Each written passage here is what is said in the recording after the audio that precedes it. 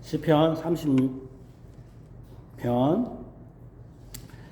악인의 죄가 그의 마음속으로 이르기를 그의 눈에는 하나님을 두려워하는 빛이 없다 하니 그가 스스로 자랑하기를 자기의 죄악은 드러나지 아니하고 미워함을 받지도 아니하리라 함이로다.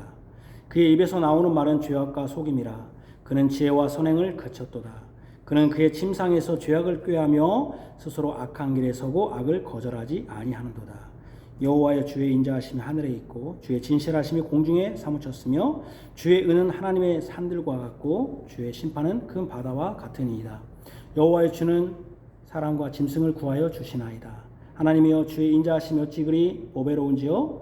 사람들이 주의 날개의 그늘 아래 피하나이다. 그들이 주의 집에 있는 살진 것으로 풍족할 것이라. 주께서 주의 복락의 강물을 마시게 하시리이다. 진실로 생명의 원천이 주께 있사오니 주의 비단에서 우리가 빛을 보리이다. 주를 아는 자들에게 주의 인자하심을 계속 베푸시며 마음이 정직한 자에게 주의 공의를 베푸소서. 교만한 자의 발이 내게 이르지 못하게 하시며 악인들의 손이 나를 쫓아내지 못하게 하소서. 악을 행하는 자들이 거기서 넘어졌으니 엎드러지고 다시 일어날 수 없으리이다. 아멘. 시편 찬송가 시편 53편 1절에서 2절입니다.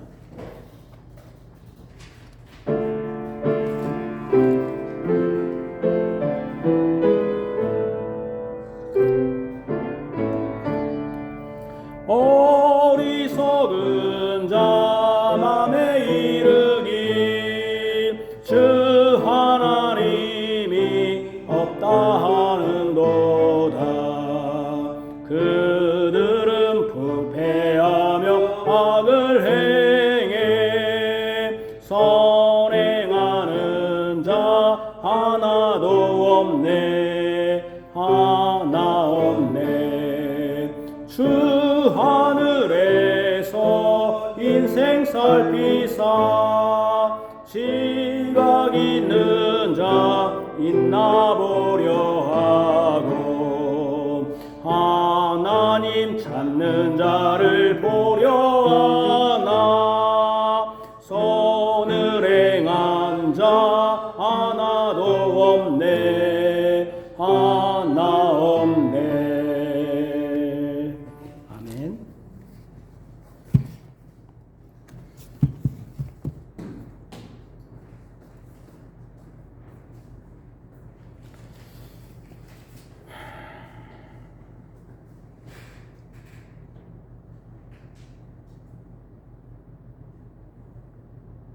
카페에 설교문을 올렸습니다. 참고하십시오. 시편은 첫 1장부터 복을 말합니다. 영어로 써놨죠. Blessed is the man, blessed, 복이 있도다. 악인들의 꾀를 따르지 아니하는 그 사람, 죄인들의 길에 서지 아니하는 그 사람, 오만한 자들의 자리에 앉지 않는 그 사람에게 복이 복되도다. 이런 말씀입니다. 시편 1편에 있는 말씀이죠. 제가 영어로도 써놨죠. 우리 개역 개정 성경으로 말씀하면 복 있는 사람은 악인들의 꾀를 따르지 아니하며 죄인들의 길에 서지 아니하며 오만한 자들의 자리에 앉지 않는다라고 할 수 있습니다. 복 있는 그 사람, 여기 the man, 누구인가 하는 점입니다. 많은 사람들은 복 있는 사람을 특정하지 않고 악인들의 꾀를 따르지 않고 죄인들의 길에 서지 않고 오만한 자들의 자리에 앉지 않아야 복이 있는 사람이 된다. 이 식으로 해석합니다. 그러니까 어떤 것을 그렇게 하지 않는 사람, 그렇게 노력하는 사람, 오만한 자리에 앉지 않으려고 노력하는 사람, 악인의 꾀를 그렇게 따르지 않으려고 노력하는 사람, 그 사람이 복되다. 이렇게 특정하지 않고 그런 식으로 해석합니다. 그런데 구약에서 복과 관련된 사람이 한 사람 있었습니다. 특정해서 한 사람을 보고 당신은 복이 될 것이다 라고 한 사람이 있었습니다. 이런 식으로 해야 복 있는 사람이 되는 것이 아니라 일방적으로 하나님이 너는 복이 될 것이다 라고 한 사람입니다. 그 사람이 누군가 할 때 아브라함입니다. 창세기 12장 2절에 내가 너로 큰 민족을 이루고 내게 복을 주어 내 이름을 창대하게 하니 너는 복이 될지라 할 때 You will be a blessing. 네가 복이 될 거다. 아브라함에게 너는 복이다 하지 않고 복이 될 것이라고 했습니다. 또한 너는 그 복이다. 그 복이 될 것이다. The blessing이 아니라 You will be the blessing이 아니라 a blessing. 너는 그 복이 될 것이라고 해서 특정하게 정해진 정관사 더를 쓴 것이 아니라 정해져 있지 않은 부정, 정해져 있지 않다. 부정. 그러니까 정해져 있으면 딱 한 사람이잖아요. 그 사람이다. 네가 그 사람이다. 네가 복이 되는 그 사람이다. 게 아니라 너는 어니까 부정관사. 뭡니까? 정해져 있지 않는. 그러니까 이 말씀은 아브라함도 네가 복이 될 거라는 건 그 복 안에 한 사람이 될 거다. 한 사람이다. 그러니까 예를 들면 You will be the blessing 했으면 너는 그 복이 될 거다 하면 그 사람 아브라함 한 사람이 복되는 거지만 어니까 뭡니까? 너도 복되고 다른 사람도 복될 거다라고 하는 그러니까 아브라함도 그 복 안에 한 사람이 될 것이라는 것이지 그 복 자체는 아니다 한 것입니다. 갈라디아 3장 14, 16절을 보시면 이는 그리스도 예수 안에서 아브라함의 복이 이방인에게 미치게 하고 또 우리로 하여금 믿음으로 말미암아 성령의 약속을 받게 하려 함이라. 또 이 약속들은 아브라함과 그 자손에게 말씀하신 것인데 여럿을 가리켜 그 자손들이라 하지 아니하시고 오직 한 사람을 가리켜 내 자손이라 하셨으니 곧 그리스도라. 그러니까 아브라함에게 약속한 복은 그리스도 예수 안에서 이루어지고 그 약속은 오직 한 사람 그리스도를 가리킨다는 것입니다. 그러므로 시편 1편에 복 있는 그 사람은 한 사람 예수 그리스도를 가리킵니다. 복 있는 사람은 이런 노력을 하는 사람이라는 것이 아닙니다. 실제로 우리가 지금까지 시편 36편에 이르기까지 복과 관련된 것은 사람의 노력이 아니었습니다. 오히려 하나님께 피하는 자, 하나님께로 자기가 피신하는 자가 복이 되었습니다. 여호와와 그의 기름 부음 받은 자인 아들에게 입맞추고 그에게 피하는 자가 복이었습니다. 복은 내가 노력함으로 얻어지는 어떤 것이 아닙니다. 시편 1편에서도 설교를 들었듯이 복은 일반적으로 잘됨입니다. 일반적으로 잘됨. 우리가 시편 1편에서 그때 제가 복의 개념을 좀 달리 해야 된다. 복 있는 사람을 얘기했지 복이라는 개념을 좀 달리 해야 된다. 우리가 일반적으로 복은 잘됨입니다. 성공이라고 할 수 있죠. 실패는 복이 아닙니다. 경제적으로 물질적으로도 잘 돼야 합니다. 신분이나 지위도 높아야 되고 직장도 좋아야 합니다. 지금 같으면 많은 연봉을 받는 건강도 좋아야 합니다. 자식도 잘 되어야 합니다. 또 정신적으로나 미래에 대한 전망도 좋아야 합니다. 그런데 이것이 성경적인 복인가 할 때 단언적으로 아니다 할 수는 없을지라도 이것이 진정한 복이 아니다는 정도는 말할 수 있습니다. 왜냐하면 실제로 하나님께 속한 복이라면 하나님과 관련 없는 자들과 구별된 복이어야 됩니다. 그러니까 하나님께 속한 복이라면 하나님의 백성에만 그런 복이 있어야 되는 것이죠. 그러니까 구별된 믿지 않는 자들과는 물론 일반 은총 가운데서 하나님이 세상을 만드시고 지금도 여전히 다스리시는 섭리, 다스릴 섭자라고 했잖아요. 가운데 있기 때문에 모든 사람들이 하나님의 은총, 일반 은총 가운데서 이와 같이 믿는 자나 믿지 않는 자나 동일하게 공유할 수 있는 복의 개념을 가질 수 있습니다. 아이를 많이 낳는다든지 또는 우리가 생명을 살아가는 이런 여러 가지가 복의 개념이 거의 비슷합니다. 하지만 시편을 비롯한 성경이 말씀하는 바 예수 안에서 즉 언약 안에서 누리는 복은 믿지 않는 자와 공유할 수 없는 복이라는 것은 부인할 수 없습니다. 그러죠? 똑같은 복이라면은 예수 믿을 필요가 없던 것이죠. 그다음에 둘째로 상술한 잘됨이 복이라면 유사일에 이 시대처럼 잘된 시대가 있습니까? 그런데 사람들은 이것이 복이다라고 생각합니까? 더 이상 복에 대해서 설교하지 말아야죠. 왜냐하면 이 시대처럼 잘 되는 시대가 정말 있었습니까? 여러분들이 이렇게 풍요롭게 잘 먹고 풍요롭게 놀러 다닐 수 있고 풍요롭게 따뜻하게 그냥 버튼만 누르면 따뜻해지고 또 가난해도 국가에서 다 지원해주고 학교에서도 뭐 교재 다 해주잖아요. 이런 시대가 진짜 있었습니까? 그러니까 교회에서는 복 얘기하면 안 되거든요. 사실 이게 잘됨이 복이라면 이 시대처럼 부유한 시대가 있었습니까?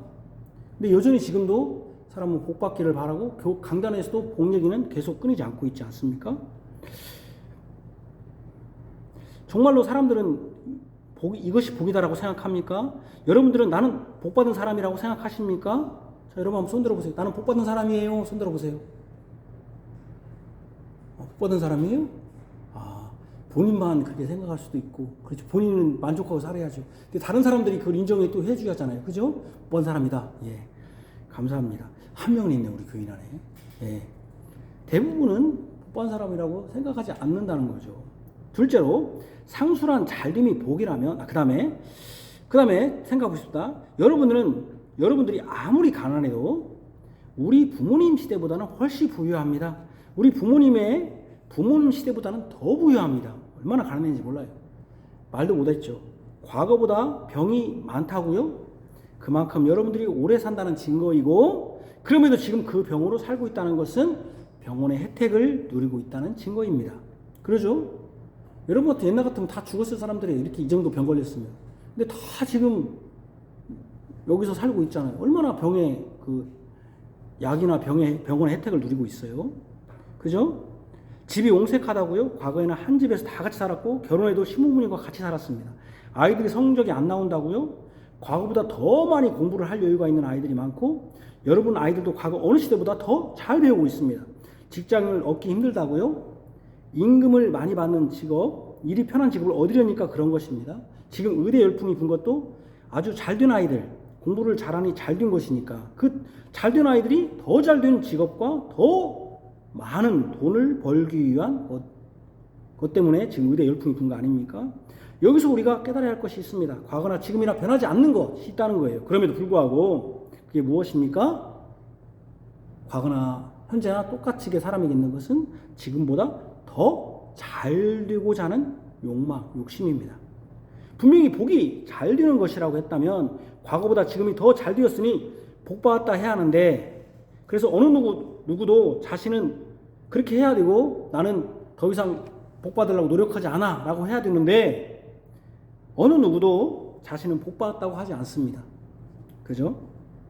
오히려 자산율은 더 높고 풍부하게 사는데 불구하고 결혼은 더 하지 않으려 하고 이혼율은 더 높고 출산율은 더 낮습니다. 옛날에는 가난한데도 그렇게 애기 많이 낳는데 애기를 안 낳잖아요. 이렇게 부자인데도. 가난했어도 이혼하지 않았는데 이렇게 부자인데도 이혼 그렇게 많이 하잖아요. 가난했을 때 젊은 사람들이 죽지 않았는데 부유한데도 젊은 사람들이 지금 이렇게 죽고 있잖아요. 어떤 사람이 또 특정 어떤 부분에서는 나는 복받아 할 수 있겠지만 모든 부분에서 세상이 정한 기준으로 잘 되었다고 말할 사람은 그 누구도 없습니다. 그러니 우리가 잘 되었다고 여기는 유명인이나 연예인들이 자살했다는 소식이 지금처럼 자주 많이 들린 시기도 없었습니다. 물론 연예인들이 옛날보다 더 많아진 건 사실이지만 지금처럼 젊은이들의 자살 소식을 많이 듣는 시기도 드뭅니다. 물론 인터넷이 발전하고 미디어 발전해서 더 들릴 수도 있겠지만 이런 시대도 드뭅니다. 이렇듯 우리는 이렇듯 잘됨을 복이라 여길 수 없습니다. 우리가 일반적으로 여기서 일반적이라면 세상 사람들이 보편적으로 말하는 복은 성경이 가르치는 복, 특별히 예수님의 복과는 구별되어야 한다는 것입니다. 우리가 알고 있다고 쉽게 말할 수 있지만 예수님 보편적으로 우리가 말하는 그 복에 해당되는지 예수님을 한번 생각해 보자고요. 예수님을 닮자고 하고 예수님이 우리의 모범이라고 한다고 하니까 한번 생각해 봅시다. 이렇게 하는 것은 우리의 진정한 복은 예수님이기 때문에 예수님이 복이라고 생각하니까 그러면 예수님의 부모들이 세상에서 내놓을 만한 직업이었습니까? 그가 태어난 곳이 수도 예루살렘이었습니까? 그가 잘생긴 수도라기보다는 종교적 수도 예루살렘이었습니까? 그가 잘생긴 얼굴이었습니까? 예수님이 무슨 체육이나 예술적 재능이 있어서 연예인처럼 성공할 수 있었습니까? 예수님이 공부에 뛰어난 사람이었습니까? 예수님의 직업이 사람들에게 존경받고 잘 되는 사람들의 직업이었습니까? 예수님이 놀던 사람들이 귀족이요 부자들이었습니까? 예수님이 결혼했습니까? 예수님이 버젓이 내놓을 만한 집이 있었습니까? 예수님이 버젓이 내놓을 만한 부인이 있었습니까? 아내가 있었습니까? 그가 버젓이 내놓을 만한 자녀가 있었습니까? 그가 버젓이 내놓을 만한 교회에 출석했습니까? 교회 건물 말하는 거죠. 버젓이 막 큰 건물에 그런 교회에 출석했습니까? 그가 버젓이 내놓을 만한 예금이 있었습니까? 그가 버젓이 내놓을 만한 세상의 평판이 좋았습니까? 그는 멋지게 죽었습니까? 그가 죽은 후 문상객은 있었습니까? 그가 마련한 매장지가 있었습니까? 그가 이 땅에 남겨놓은 논문이나 글이 있었습니까? 사실 이런 것을 말한다면 오히려 예수님보다 구약의 욥을 말하는 것이 더 우리에게 잘 되는 예로 들기에 좋은 수도 있습니다.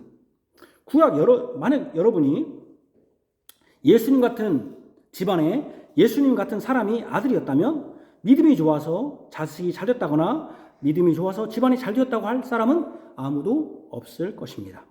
그러니 믿음을 잘 되는 것이나 성공한 것으로 믿음이 좋네 안 좋네 하지 마십시오. 세상의 기준으로 잘 되는 것으로 그가 복을 받았네 복을 받지 않았네 라고 하지도 마십시오. 여러분들의 지금 이 상태로 여러분들의 건강 상태, 물질의 상태로 믿음이 좋네 나쁘네 이런 걸로 판별하지 마십시오. 여러분들이 다니는 교회 건물이 사이즈가 뭐네 숫자가 몇으로 믿음이 좋네 나쁘네 안 좋네라고 말하지 마십시오. 어떤 사람은 병이 나와서 예수를 믿었다고 하면 병 낫는 것이 복음인 듯이 말합니다. 예수를 믿었다고 하면서 병 낫는 것이 복음인 듯 합니다. 그게 복음이면 지금 예배당에 나오지 마시고 병원으로 가서 예배하십시오.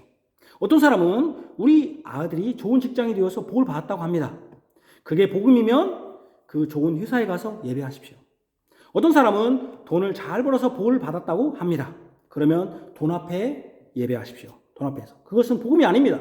서두에서 말한 대로 과거 그 어느 때보다 부유하고 잘 사는데도 복 받았다고 말하지 못하는 이유는 그 복이 항상 다른 사람과 비교된 상대적인 복이기 때문입니다. 내가 다른 사람보다 상대적으로 부유하고 건강하고 공부를 잘하고 좋은 직업일 뿐이지 다른 사람과 비교하면 그것은 열악하기 그지없는 것이기에 그 복은 끝이 없는 소원과 발행과 욕망을 부추길 뿐입니다. 그러니까 아무도 지금 만족하지 못해요. 교회도 만족하지 못해요. 이렇게 큰 교회가 또 큰 교회를 지어야 되고 또 하려고 합니다. 그렇죠? 예수님을 믿는 이유는 그런 부유함과 잘됨에 있지 않습니다. 예수님을 믿는 이유는 죄로부터 구원입니다. 죄를 빼고 잘되거나 부유함을 말하는 것은 기독교를 다른 종교와 같은 유로 보는 것일 뿐입니다. 우리가 섬기는 하나님은 상대적으로 우수한 신이 아니라 오직 유일한 신이기 때문에 이 세상의 신은 딱 한 분입니다. 다른 건 신이 아니에요. 오직 한 분 절대적인 신이기 때문에 믿고 예배하는 것입니다. 세상의 신은 오직 하나예요. 다른 건 신이 없어요. 어떤 신도 없어요. 오직 하나님뿐이고 그 하나님만이 유일한 복 자체이며 그러니 그 하나님만이 복의 근원입니다. 찬송가에 만복의 근원 하나님.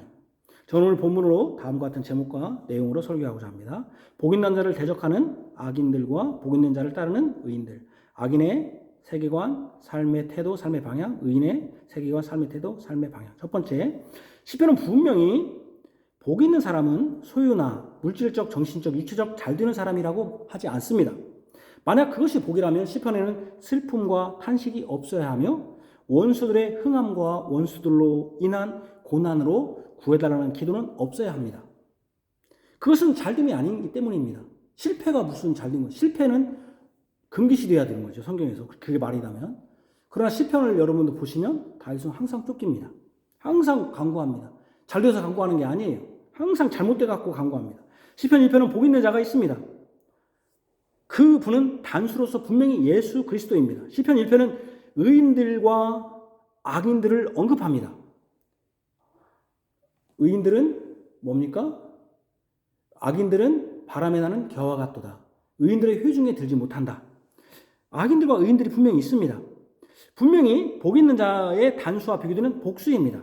의인들과 악인들은 많습니다. 그러면 이 의인들과 악인들은 어떻게 구별됩니까? 바로 복 있는 자와 구별됩니다. 이것을 의와 관련해서 언급한 성경이 있습니다. 성령은 로마서 3장 21절에서 24절에 우리를 그것을 가르쳐 줍니다. 같이 읽으시죠. 시작. 이제는 율법 위에 하나님의 한 의가 나타났으니 율법과 선지자들에게 증거를 받은 것이라. 곧 예수 그리스도를 믿음으로 말미암아 모든 믿는 자에게 미치는 하나님의 은이 차별이 없느니라. 모든 사람이 죄를 범하였음에 하나님의 영광에 이르지 못하더니 그리스도 예수 안에 있는 속량으로 말미암아 하나님의 은혜로 값없이 의롭다 하심을 얻은 자 되었느니라. 여기 보면 첫 번째 하나님의 의다. 그게 바로 예수님이다. 근데 그 의로 말미암아 은혜로 의롭게 되었다. 의가 첫 번째 누구에게 쓰였습니까? 예수님께 쓰였고 그 예수님을 또 누구에게 의가 전가되었습니까? 값없이 은혜로 의롭다 하심을 받았다. 바로 예수 안에 속량받은 자. 의가 처음에 예수님이었는데 그 의가 전가된 자가 있죠. 바로 의인입니다. 구약에서 증거한 하나님의 의는 바로 예수님이며 그 예수님을 믿는 자는 예수님의 의로 의롭게 됩니다. 의인이 되는 것이죠. 의가 예수님이었는데 예수님과 연합하고 예수님이 전가된 의인. 그러므로 의인들과 악인들을 가르는 결정적 경계에서는 예수님 즉 시편에서는 복 있는 자와 관련됩니다. 복 있는 자를 따르는 사람은 의인들이며 복 있는 자를 따르지 않는 사람들은 악인들입니다.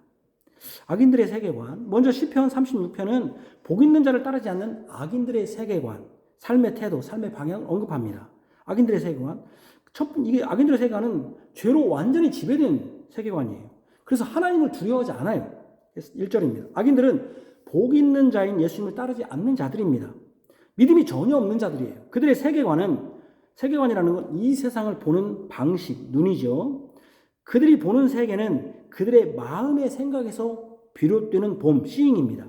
그들의 세계관을 보는 관점은 그들의 마음이 결정한다는 것이죠. 그들의 악인의 마음은 뭡니까? 죄입니다. 죄. 이 죄는 시편에서는 어떻게 처음에 쓰여져 있냐면 여호와와 그의 기름 부음 받은 자를 대적하는 것으로 구체화됩니다. 세상의 군왕들이 세력을 모아서 여호와의 아들을 대적하는 것이죠. 결국 죄는 하나님을 대적하는 것이고 하나님을 대적한다는 것은 뭡니까? 하나님과 한번 맞짱을 떠보겠다, 싸워보겠다 하는 것입니다. 이 하나님과 싸워보겠다는 이 악인의 죄가 뭐에 가득하냐면 그들 마음속에 가득하여서 그의 마음속에서 말을 해요. 여기서 뭐라면 악인의 죄가 그의 마음속에서 이르기를. 악인의 죄가 말을 해요. 악인의 죄가. 그죠? 그 마음속에서 뭐라고 말하냐면 악인의 눈에는 하나님을 두려워하는 빛이 없다. 그 눈빛이 하나님을 두려워하는 빛이 전혀 없어요. 이 죄가 계속 말을 해요. 악인의 죄가 얼마나 강력한지 그의 마음속에서 이렇게 말하는 거예요. 내 눈에는 배우는 게 없어. 하나님 따위가 내 앞에 서 있다 한들 내 알게 뭐야. 나와보라고 해. 내가 다 부셔버릴 테니까. 이런 식입니다. 이런 식의 사고가 그의 마음에 있다는 거예요. 이렇게 말하는 것이 뭔가 할 때 악인들의 죄입니다. 죄가 그렇게 말을 한다는 것이죠. 악인의 죄가 자기 악인의 마음 속에서 계속 말하는 거예요. 하나님을 나는 두려워하지 않는다. 계속 말하는 거예요. 죄에 완전히 지배받아서 그의 눈에 하나님을 두려워하는 빛이 전혀 없습니다. 전혀. 사람이 두려운 것을 보면 마음이 두근거리는데 그 두려움의 반응이 먼저 어디서 나오냐면 눈에서 나오잖아요. 제가 이번 주에 천호가 어떤 면접 본다고 그래서 한번 연습을 시켰더니 막 눈이 그냥 어디로 그냥 사방으로 막 흔들려요. 그래서 왜 그러냐면은 낯설잖아요. 낯설으면 사실 가장 이 눈을 어디다 봐야 할지 모르거든요. 그래서 눈을 이게 잘 고정을 해야 된다. 제가 그랬거든요. 그랬을 때 눈을 못 봐가지고 막 딴 데 보고 얘기하고 딴 데 보고 얘기하는 것이 사람을 굉장히 무시하는 거거든요. 그죠? 근데 우리가 그런 경우가 많잖아요. 시선을 왜 그러면 단 데로 정확히 못 보냐면 이게 말하자면 뭡니까? 두려우니까 이렇게 초조한 거죠. 그러니까 근데 두려운 빛이 없어. 그 사람이 두려운 거 보면 두근거리고 그 반응이 나타나는 눈인데 사람의 눈을 보면 그 사람의 심리 상태를 알 수 있는데 그런데 악인의 눈에는 하나님을 두려워하는 빛이 없습니다. 그러니 하나님을 믿거나 하나님 앞에서 자신의 죄를 인식하지 못합니다. 우리가 병원에 가면 떨립니까? 주사 맞는다고 또 병이 걸렸을까 봐. 근데 오랜 시간이 주사 안 놓으면 안 떨리는 것과 또 사라지다가 또 주사바늘 보면 또 떨리잖아요. 병원에 간다든지 법원에 간다든지 경찰서에 가는 것도 죄가 있으면 떨립니다. 그런데 어미로우신 하나님 앞에 섰는데도 그 눈에는 하나님을 두려워하는 빛이 없습니다. 그러니까 요즘 어떤 사람들이 나 지옥이라도 갈 거야. 나 지옥도 좋겠네. 있던 소리 막 무서운 소리를 하는 거예요. 얼마나 무서운지 모르니까. 그러죠? 자신의 그렇게 두려운 빛이 없으니 왜 두려운 빛이 없겠습니까? 죄에 대한 인식이 없으니까. 경찰서 얼마나 무섭겠어요. 현행범이 사형수가 안 잡혔는데 경찰서 앞에 가려면 얼마나 무섭겠어요. 그죠? 근데 그것도 안 먹으면 화인 맞은 양심이라고. 짐승 같은 양심이라고 안 해요, 제가. 그러니까 두려운 빛이 없다는 건 죄를 인식하지 못하는 거예요. 그 악인의 죄를 인식하지 못하게 하는 것은 역설적이게도 뭡니까? 악인의 죄예요. 그러니까 악인의 죄가 있다는 것을 깨닫지 못하게 하는 것도 뭐예요? 사실은 악인의 죄예요. 죄인이 죄를 인식하지 못하는 것, 이것이 가장 큰 형벌입니다. 이게 제일로 무서운 거예요, 사실은. 그러니까 제가 여러분들에게 꼭 제가 항상 하는 얘기 있잖아요. 설교 시간에 여러분들이 깨닫지 못하고 죄를 인식하지 못하고 나는 오늘 뭔가 잘못했구나 라고 인식하지 못하고 나는 훌륭해 이런 생각만 한다면 이게 무서운 형벌이에요. 형벌. 죄를 깨달아야 돼요. 죄를 깨달아야 누가 나오니까 이 죄를 구원할 자가 나는 없구나 이걸 깨달으니까. 그러니까 가장 무서운 거죠. 죄를 인식하지 못하니까 가장 큰 형벌이에요. 왜 이것이 가장 큰 형벌입니까? 자신이 죄를 지었다는 것을 모르니 자신이 죄를 회개하거나 용서를 구할 생각 자체를 못하는 것입니다. 이것이 얼마나 큰 형벌입니까? 여러분들이 예배하면서 죄를 인식하고 설교를 들을 때 죄를 깨닫는 것 자체가 사실은 가장 큰 감사 중 하나입니다. 왜냐하면 죄를 깨달을 때 회개하고 통회하며 뉘우치고 용서를 구하는 것입니다. 그런데 악인의 죄가 그의 마음속으로 하나님을 두려워하는 빛이 없다고 말하는 것입니다. 악인의 죄가 그렇게 계속 말해요. 이것은 완전히 죄가 죄를 마비시키는 거예요. 죄가 죄를 마비시키는 거예요. 죄로 마비된 악인들이 이게 심판이에요. 사실은 악인들이 세계를 보는 눈은 그들의 죄인의 눈이고 죄로 마비된 눈입니다. 죄로 인한 눈으로 보는 세상은 하나님이 있다 해도 두려워하는 것이 없습니다. 하나님을 두려워하지 않는 이 세계관은 그들의 삶의 태도에서 반영되는데 첫 번째는 삶의 태도가 뭐냐면 스스로 자랑해요. 하나님을 두려워하지 않으니 누구에게도 겸손하고 굽실거릴 것이 없습니다. 그러니 스스로 자랑합니다. 자기가 잘난 말을 한마디로 교만해요. 이 교만은 다른 사람들이 높여서 든 교만도 아니에요. 자기 스스로 자랑하고 높입니다. 자기 잘난 맛에 사는 것이죠. 이 자랑은 죄악을 행하는 것에 대한 죄의식이나 처벌에 대한 두려움이 없음으로 나타납니다. 어떤 사람들 그래요. 예수 안 믿는 사람 되게 겸손해. 그건 겸손이 아니에요. 하나님 앞에 둘 때는 하나 겸손이 아니에요. 하나님이 없는 것, 죄의식이 없는 것 자체가 뭐냐면 교만이에요. 그게. 마치 사형수가 아무 죄의식이 없어 돌아다녀. 영원히 죽을 사형수인데 근데 그러면 그 사람은 뭐가 되는 거예요? 잘못된 거죠. 그죠? 그러니까 이건 겸손이 아니야. 겸손이. 자기의 죄악은 스스로 이렇게 말하잖아요. 죄의식이나 처벌에 대한 두려움이 없어요. 그래갖고 뭐라고 말하면 스스로 교만하고 어떻게 말하면 자기의 죄악은 드러나지 아니하고 미움을 받지도 아니하리라 합니다. 스스로 자랑하는 그 자랑은 하나님의 심판에 대한 두려움이 없는 자랑이고 자신의 죄에 대한 자랑이에요. 어떤 자랑이에요? 내 죄악은 드러나지도 않고 미워함을 받지도 않아. 사람이 드러나야 미워하는데. 그러니까 내가 죄 짓는 거 자랑해. 자신의 죄가 드러나지 않을 것은 그 죄를 심판할 하나님이 없다는 의식과 관련됩니다. 그죠? 내가 죄 져도 심판받지 않으면 누가 뭐 걱정하겠어요? 그죠? 경찰에서 안 잡혀가면. 사람 죽여도. 그러니까 심판하실 하나님이 없으니까 죄가 드러나지 않을 거니까 자랑하는 거죠. 그들의 죄악이 미워함 받지도 않을 것도 심판하실 하나님에 대한 두려움이 없기 때문이에요. 그들은 자신이 스스로 하나님 되고자 하는 거예요. 하나님이 없으니 자신의 죄악에 대해서 자신만만하게 스스로 자랑하는 것이죠. 이것이 무서운 죄입니다. 여러분들이 죄에 대한 자각이 없다면, 그리고 이따 손치더라도 이 죄는 드러나지 않을 것이야, 누가 알겠어 한다면 악인의 생각과 같은 것입니다. 물론 사람에게는 드러나지 않은 죄일 뿐입니다. 현행법상 죄가 아닌 것이 하나님의 법에는 다 죄입니다. 간단합니다. 예배에 참석하지 않고 주님의 교회에 소속되지 않은 건 다 죄예요. 사실은. 그죠? 하나님 앞에 예배하지 않는 것 자체가 죄예요. 죄. 그러니 스스로 뭡니까? 자랑할 것이 없습니다. 하나님의 법에는 다 죄니까 우리는 다 죄 짓는 거예요. 제가 50이 넘으니까 이제 주일날이 가까웠는지 항상 요즘은 기도하면 죄 짓는 것밖에 생각이 안 나. 맨날 하나님 용서해 주십시오. 그래서 제가 요즘 맨날 기도하는 게, 저는 천국에 들어가지 못할 것 같고, 천국에 그 문지기에 제일 끝 말탄 직원이라도 세워서 혼인잔치 할 때 내가 그거라도 그거 보면서 나는 기뻐하게, 지옥은 가지 말고 그 문지기가 되게 해달라고. 내 죄인이라고. 다 죄만 생각나는 거죠. 다 하나님 앞에서.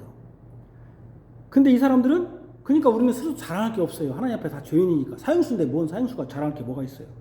그러니까 이런 사람들은, 하나님 의식한 사람들은 하나님께 회개합니다. 항상 회개해야 돼요. 회개. 내 하나님 앞에서 드러날 때가, 다 내 죄가 하나님 앞에 드러날 때가 있고, 내 죄가 하나님 앞에서 위험함 받을 날이 있음을 두려워하고 회개합니다. 진짜로 의인들은. 그 다음에 이 사람들이 또 생활 태도는 뭐냐면은, 아까 스스로 자랑하는 거잖아요. 두 번째는 그의 말은 속임과 죄악과 속임이야. 속이는 거야, 속이는 거. 그 악인들의 속이는 것 자체가 지금 죄가 없다는 것도 속이는 거죠. 죄가 있는데도. 자기가 죄가 뭔지도 모르니까. 여러분, 뭔지 모른다고 죄가 아닌 건 아니잖아요. 그죠? 죄지. 그 악인들이 복 있는 자인 예수님께 속한 사람이 아니라는 것은 그들의 입에서 나오는 말에서 더욱 분명해집니다. 그들의 말은 뭐냐면은 죄악과 속임입니다. 죄악과 속임이 따로 있는 것이 아니라 속임으로써 악을 행하는 것이 죄죠. 그게 죄악이죠. 속이는 것. 속이는 것은 제가 항상 얘기하죠. 사탄의 전매 특허다. 사단은 거짓말의 아비입니다. 모든 거짓말의 출처는 사단입니다. 그러니 그들에게는 선한 것이 없고 참된 지혜가 없습니다. 오직 선과 지혜를 해방하고 왜곡하는 거짓의 악뿐입니다. 거짓말로 선동하고 거짓말하는 것은 악한 것입니다. 선과 지혜는 하나님께 속한 것이라면 그들에게는 선과 지혜가 아니라 거짓과 죄악뿐인 사단에 속한 것입니다. 그러니까 그들의 삶은 그냥 매일 속이는 거예요. 어떤 사람들은 예수 안 믿는 사람이 솔직해? 아니에요. 다 속이는 거예요. 그 사람들은. 죄가 없다고 말하는 거. 내가 지금 죄가 없이 하나님을 잘 섬긴다고, 나는 잘 살고 있다고 하는 게 속이는 거예요. 이게. 하나님이 없는데, 하나님이 이 땅에 만들어진, 우리 도로티 신조 지금 읽었지만, 사람이 만들어 놓은 그 선한 목적에 부합하지 않는 삶이 뭐예요? 그게 죄인데, 그게 타락이잖아요. 그게 죄라고 했잖아요. 여러분, 의의 종, 죄의 종 할 때 여러분 안 썼지만, 의의 종은 뭡니까? 하나님이 창조하신 선한 목적대로 살아가는 거, 이게 의의 종이에요. 그죠? 죄의 종은 뭐예요? 하나님이 창조하신 선한 목적에서 떨어지는 거, 그게 뭐예요? 아담 하와가 죄진 거잖아요. 선한 목적이 죄지라고 하나님 대적하라고 한 게 아니잖아요. 그죠? 그러니까 하나님을 모르고 하나님의 선한 목적, 하나님께 예배하는 것이 우리의 선한 목적이잖아요. 그죠? 하나님께 예배하고 하나님의 선한 뜻대로 살아가는 것, 살지 않는 것 자체가 뭐예요? 속이는 거, 이게. 거짓이에요, 거짓. 그게. 거짓. 그러니까 믿지 않는 자들은, 여러분 믿지 않는 자들이 참 저 사람이 선해. 저 사람이 참 겸손해. 그거는 뭐라고요? 제가 지난주에 천사도 어떻게 나타난다고 했죠? 사탄도 어떻게 나타난다고 했죠? 광명한 천사로 나타났다. 그거 놀라운 것이 아니고 이상한 것이 아니에요. 그게 광명한 천사로 나타나요. 천사는 원래 뭐 광명하지도 않아요. 천사가 보이지 않는데 뭔 광명이에요. 보이지 않아요. 광명은 누구에게 해당돼요? 천사에 해당되는 게 누구에게 해당돼야 돼요? 광명은 빛광자잖아요. 예수님께 해당돼야죠. 천사는 빛이 아니야. 천사는. 근데 자기가 광명해. 사기치는 거지. 금은 그냥 도금할 필요가 없어요. 근데 진짜 아닌 것은 막 도금을 더 많이 해야 돼. 금처럼 보이려니까. 광명의 천사는 빛날 필요가 없는 거야. 사람이 빛날 곳이 없는 거예요. 그게 다 거짓이란 말이에요. 그러니까 그들의 삶, 악인의 삶은 거짓이야. 근데 거짓인데 뭐예요? 거짓인지도 모르고 참으로 알고 거짓을 하는 것이 악인의 삶의 태도. 이게 얼마나 무서운 일이라고. 제가 지난주에도 얘기했잖아요. 내가 그냥 잘 믿는 교회에 속해 있다고 믿었는데 나중에 하나님 난 너 모른다고 하면 얼마나. 그럼 악인들의 삶의 방향은 뭐냐? 4절입니다. 그는 그의 침상에서 죄악을 꾀하며 스스로 악한 길에 서고 악을 거절하지 않습니다. 침상에서 죄악을 꾀한다는 것은 오늘뿐 아니라 내일까지도 죄악을 계속 행하겠다는 계획을 세우는 것입니다. 보통 침상에서 잠을 잘 때는요, 하루를 반성하거나 하루의 삶을 되돌아보는 것이 일반적이에요. 그래서 이건 이렇게 했으면 좋았을 텐데 하면서 좀 반성하는 게, 그래가지고 혹여 오늘 잘못한 것이 있다면 내일은 더 좋은 방향으로, 선한 방향으로 살아보자 하는 것인데, 그 침상, 그 잠자는 시간에서도 죄를 꾀합니다. 이 사람은 죄 짓는 것을 직업으로 삼는 사람의 모습입니다. 스스로 악한 길에 섭니다. 스스로 악을 거절하지도 않습니다. 악한 길에서 악을 거절하지도 않아요. 모든 것은 자발적이에요. 그러니까 여러분, 우리 도로트 신주도 했죠. 이번 주에 다음 주 거구나. 죄는 누구 책임이에요? 죄는 누구 책임이에요? 내 책임이에요. 환경 책임 아니에요. 다 내 책임이에요. 환경 따질 것이 없어요. 똑같은 환경에서 다른 사람 다르게 행동하는 사람들 많아요. 내 책임이에요. 근데 여기도 악인들도 누구 책임이에요? 여기 있잖아요. 계속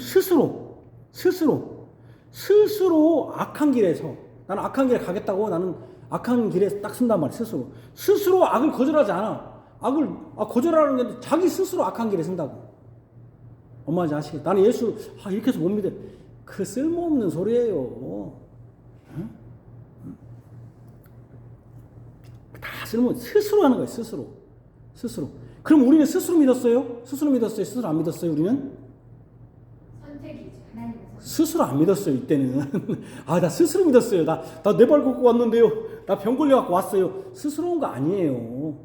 여러분, 스스로 왔으면 여러분들은 구원과는 아무 관련이 없는 사람들이에요. 우리는 은혜로, 하나님의 선택하심의 은혜로 우리 결단을 온 게 아니에요. 그러면 선은 스스로 행한 거예요? 어떻게 한 거예요?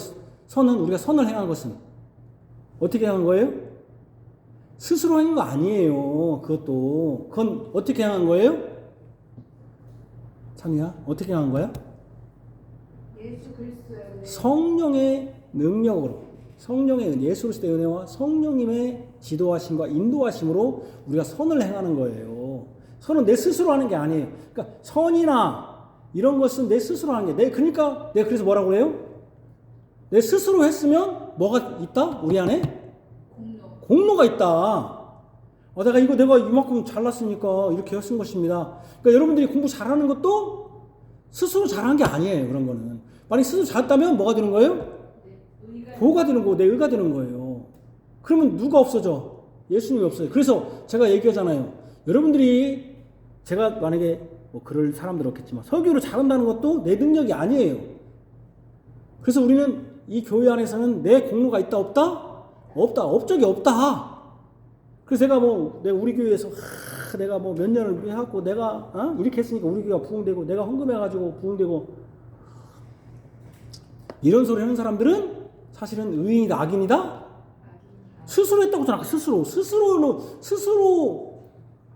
학습법이 아니라 스스로 하는 건 누구라고? 악인들. 스스로 한다니까. 악인들은 다 항상 스스로 해. 스스로 하니까 교만의 재료가 있는 거예요. 내가 스스로 하니까 내가 능력이 있는 거잖아요. 그러니까 교만한 거예요. 근데 우리는 스스로 한 게 아니라 누구로 하는 거야? 하나님으로. 예수 그리스도의 은혜와 예수 그리스도의 사랑과 성령님의 인도하심으로. 그렇기 때문에 우리는 뭐다? 자랑할 것이 없고, 우리는 모든 것을 하나님께 영광 드릴 수 있는 것이죠. 그러니까 공부도 마찬가지고, 여러분들 직장생활도 그러죠? 자, 그래서 이제 봅시다. 그러니까 이 사람은 모든 게 자발적이에요. 그래서 여기도 보면은, 여기 동사 죄악을 꾀하고 악인의 길에 서고 악을 거절하지 않는다 하는 말이 꼭 시편 1편에 이 복 있는 자와 대조적이에요. 복 있는 자는 뭐예요?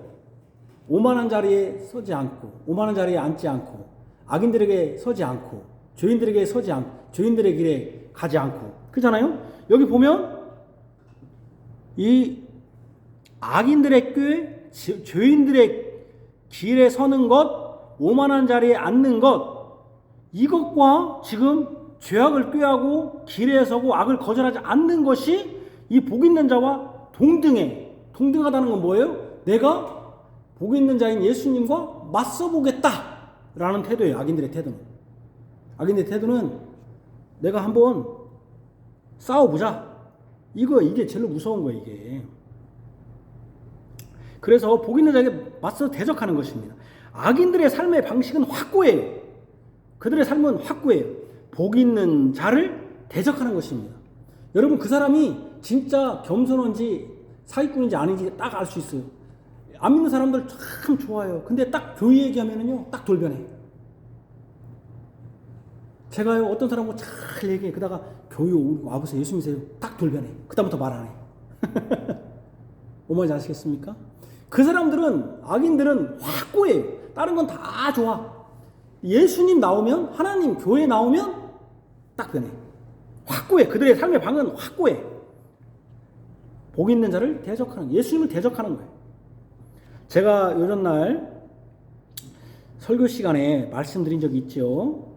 믿지 않는 자들의 삶의 확실한 방향은 뭐냐면은, 믿지 않는 자들의 삶의 확실한 방향이 있어요. 그 사람들은 진짜 확고해. 아주 확고해. 믿지 않는 자들의 삶의 방식이 확고한데, 그게 뭐냐면 믿는 자들을 대적하고 싫어해요. 안 믿는 사람하고 저는 말할 수 있어요. 오랫동안 말할 수 있어요. 정치 얘기고 종교 얘기, 정치 얘기 뭐니 다 하는데, 교회 얘기만 해. 교회 얘기도 종교 얘기도 우리 교회 얘기 않고 뭐 불교 얘기하고 그냥 일반적인 얘기하면 살 수 있어. 근데 야, 너 그러니까 교회 나와. 끊자.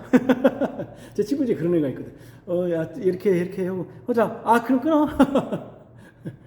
종교 얘기도 그냥 일반적인 얘기하면 상관없어요. 근데 야, 이제 그러니까 예수 믿어. 바쁘다잉.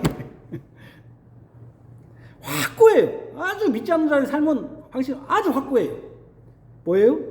믿는 자를 대적하고 싫어하는 거예요. 그냥 믿는 자를 싫어해. 예수를 싫어해. 확고해, 그 사람들은. 말은 예수 않다고 하지만 예수 믿는다고 하면 끊어버려. 그냥 말 안 해, 더 이상. 술 먹다가도 종교에 예수 믿으라고 하면 이 새끼 때문에 술만 안 나네. 다른 얘기 때문에 다 얘기해. 그래, 안 그래요? 술 드셨던 분. 그래, 안 그래요? 그래, 안 그래요? 다른 얘기 다 해요. 예수 믿어라. 술맛 떨어지네, 새끼 때문에. 술 먹을 때 그 얘기 안 했는데. 예? 그렇잖아요. 않잖아요. 근데 거기서 해봐요. 이 자식 때문에 술맛 떨어지네. 확고해요, 이 사람들은. 싫어해요. 대적하는 거예요. 원래 그들 마음의 생각이 악이 그런 것인데, 괜히 요즘 같으면 이제 그런 마음이에요. 근데 요즘 같으면 기독교인들이 요즘 정치적 발언을 하잖아요. 그러니까 그걸 핑계 삼아서 막 기독교가 요즘 싫다는 이거. 원래 그렇게 됐었어요. 근데 핑계걸 맞는 거예요. 요즘 때문에 예수 믿는 사람들이 저기 정치적 발언을 하고 막 거기 지금 탄핵 뭐라고 하니까 예수 싫은 게 아니었어요. 그냥 괜히 건수 잡은 거예요, 그냥. 원래 그래요. 그거 잘했다는 건 아닙니다. 안 믿는 사람들은 그냥 건수만 잡는 거지, 그거 아니라고 아니었으면 예수 믿었간데요. 진작에 믿었지. 삶의 방향이 그래요. 그런 삶의 방향인 사람을 왜 기독교인들이, 제가 얘기했죠, 사랑하고 결혼까지 하는지 이해할 수 없다.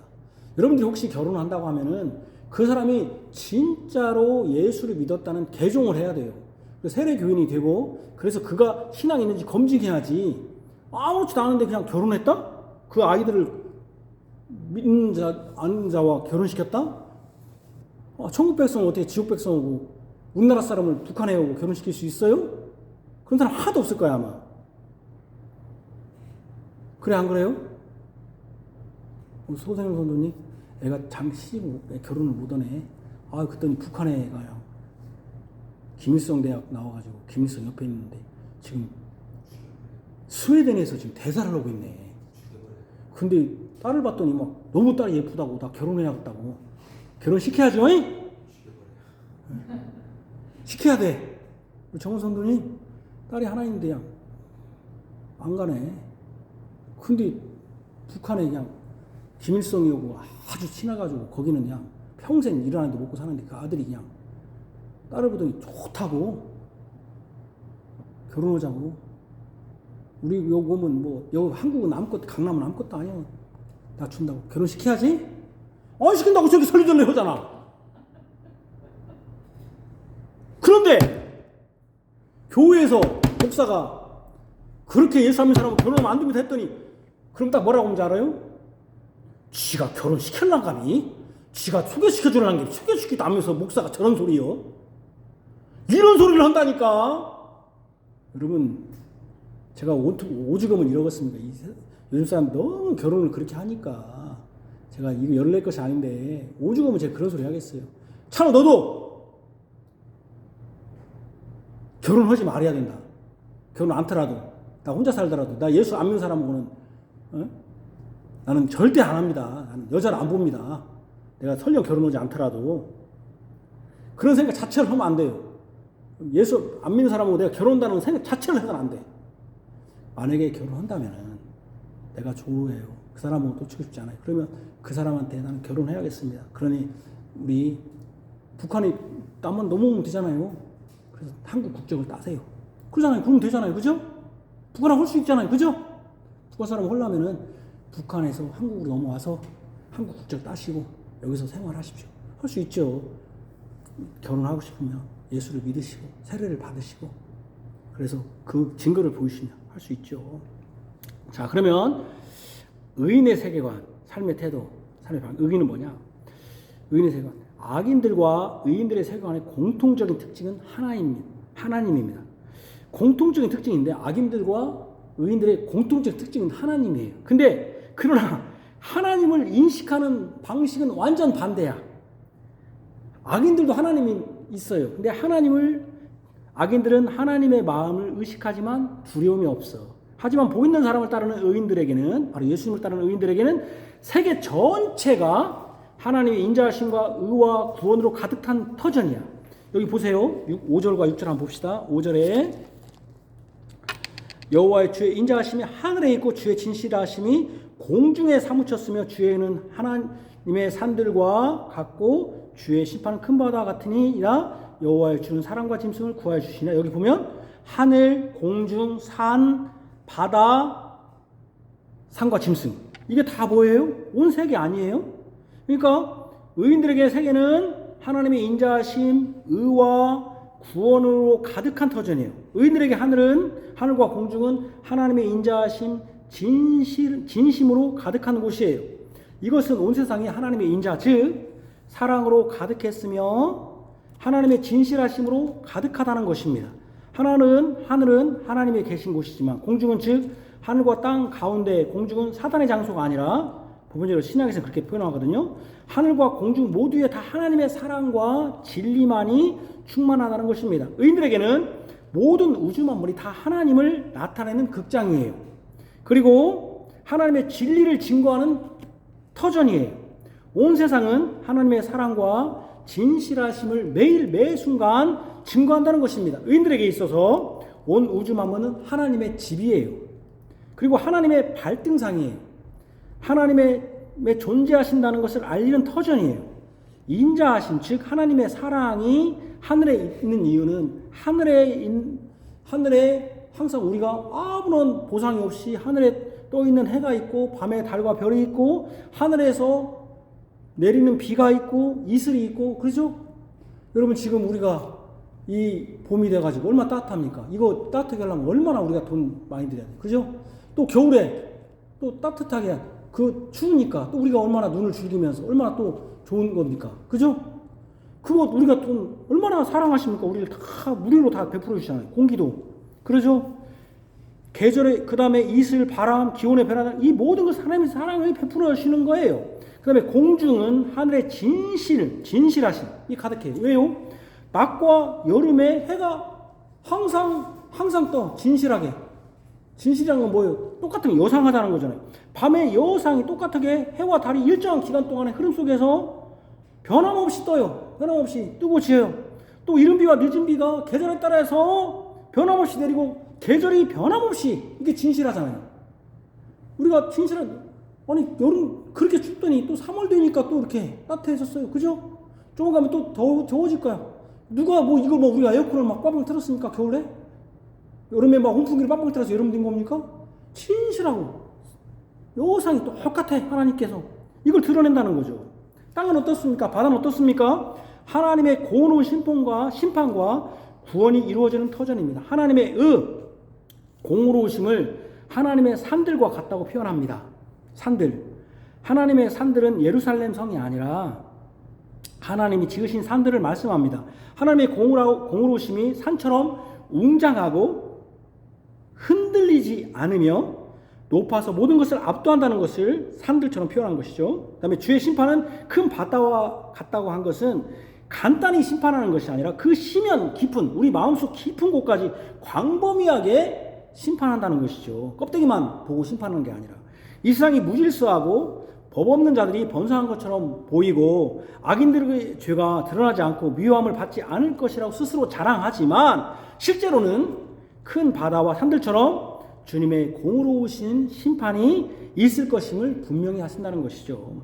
뿐만 아니라 구원도 하신다는 거예요. 공의로우신 하나님은 사람과 짐승을 구원하여 주십니다. 여기 사람을 구원한다는 표현이 어울리는데 짐승을 구원한다고. 어떤 사람이 짐승도 구원한다니까 야 동물도 구원받는다.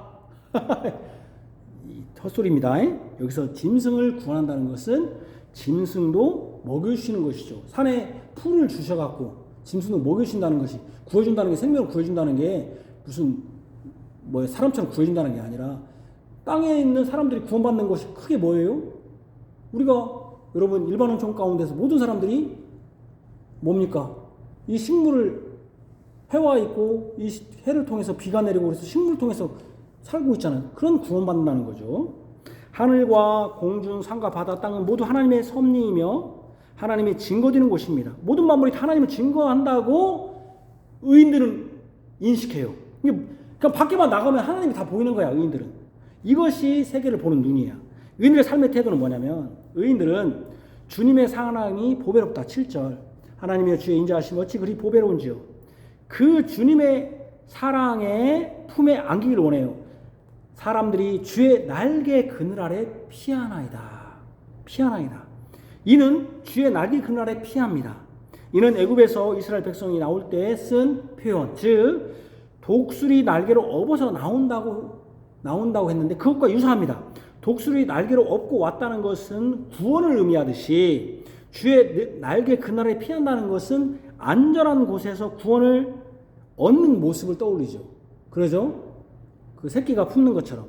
예를 들면 룻기에서 보면은 보아스가 누색의 한 말을 생각하게 합니다. 뭐라고 말하냐면 이스라엘 하나님 여호와께서 그의 날개 아래 보호를 받으러 온 내게 온전히 상 주시기를 원하노라. 여기 여호와께서 그의 날개 아래 보호를 받으러. 그러니까 주의 날개 아래 그날에 피한다는 건 뭡니까? 보호를 받고 안정을 취한다는 것이죠. 주의 날개 그늘 아래 피한다는 것은 안전과 보호와 구원을 의미합니다.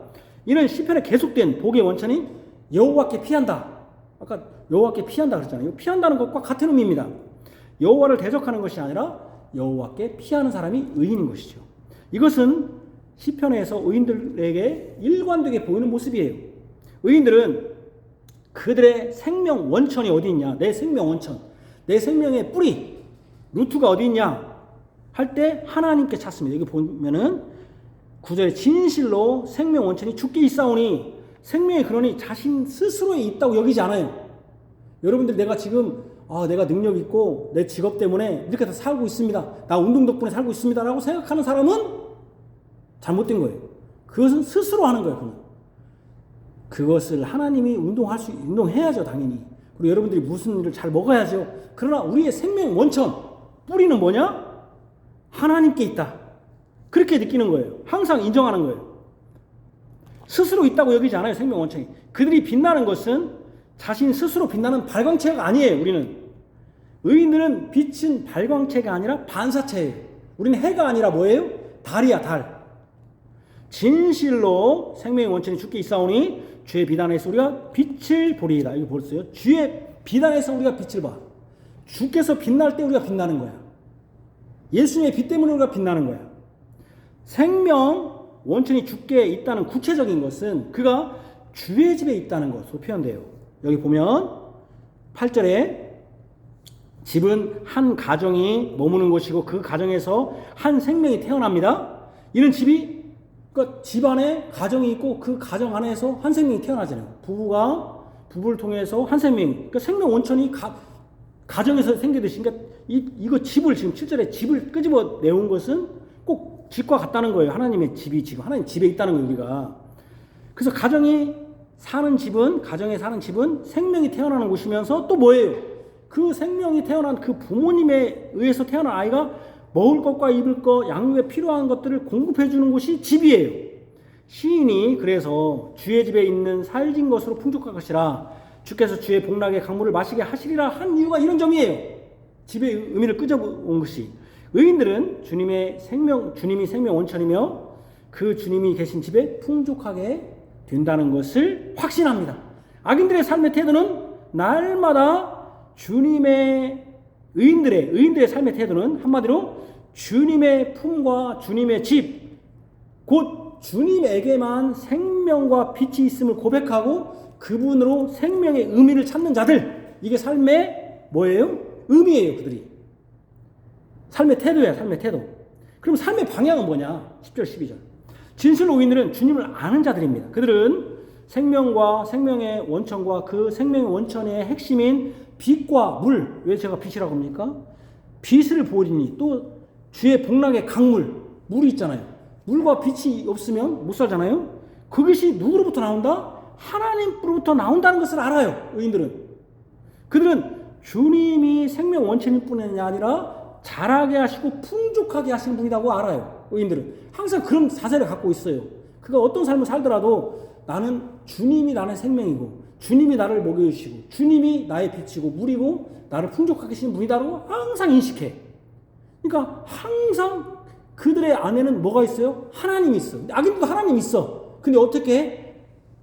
하나님을 제거하는 것에 있어, 그 사람들은. 어떻게든지. 우리는 모든 걸 하나님 인정해.